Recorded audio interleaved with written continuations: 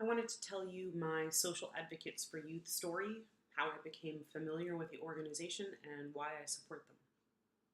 When I was 15, I met a boy, his name was Jim, and I came from a really nice environment, I guess. I had two parents and a house and a bed and food, right? I guess you could say I was privileged.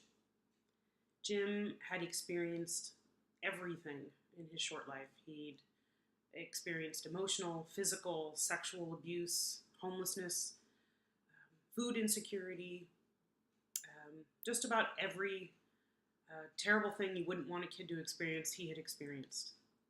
When he and I started dating, I learned more and more about his life experience in comparison to mine. And one day, when we'd been together long enough, he trusted me and asked me to go to counseling with him. And he was 16, I was 15, and he was going to Social Advocates for Youth, SAY, and he was going to counseling there. And I learned even more about the horrible things he'd experienced while I sat next to him on a couch and held his hand while he poured his heart out to this counselor. So I had no reason to know about SAY, had no reason to need their services. So when I walked into that location and found out that they were helping him and they had lots of other services, that was my first point of contact. Months later, this boy and I had been dating longer, and my parents weren't comfortable with the choices that I was making, and it reached a crisis point for us as a family, and the day it exploded, if you will, my father, and I can totally get this, I totally understand now that I'm an adult, they didn't feel safe, and they couldn't have me in their house anymore because the choices I was making was leading them to feel unsafe, and that must be a really terrible feeling.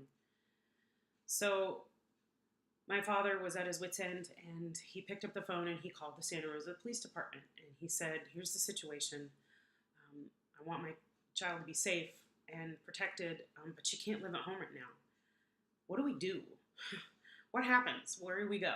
And so the police walked us through what his legal rights were as a parent, what could and couldn't happen. That basically they had to make sure I had a place to live, but I didn't have to legally live with them.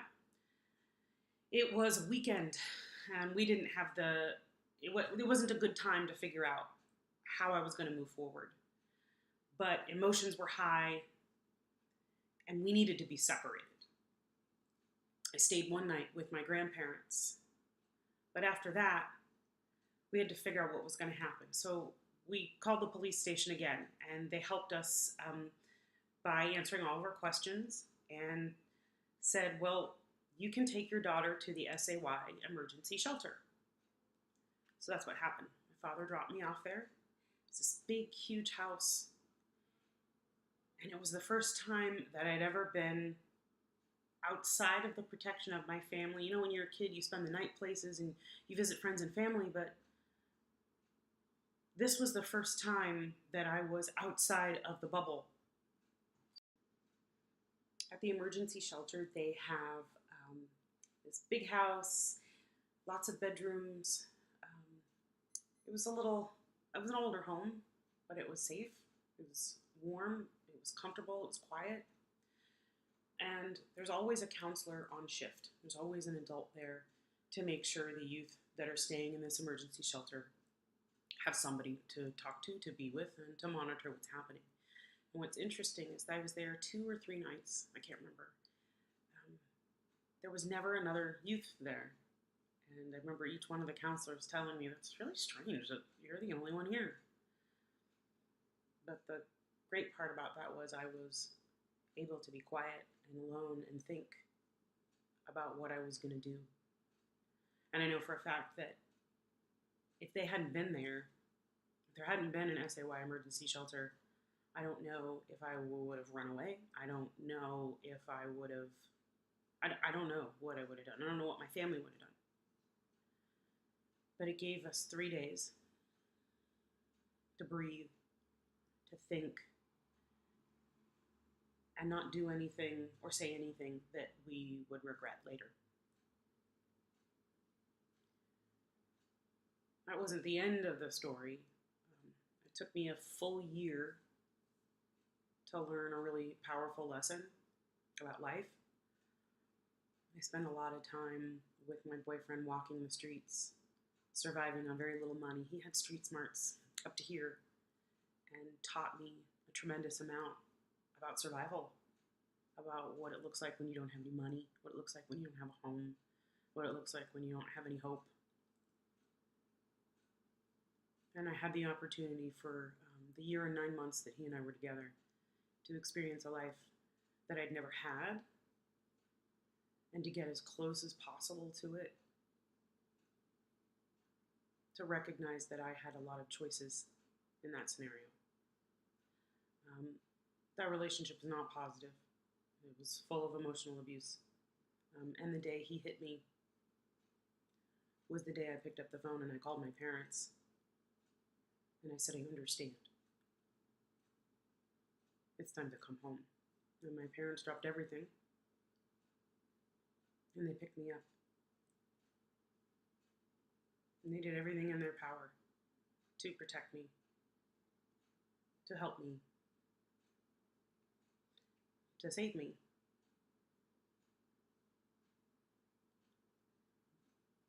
What I know now is that without SAY,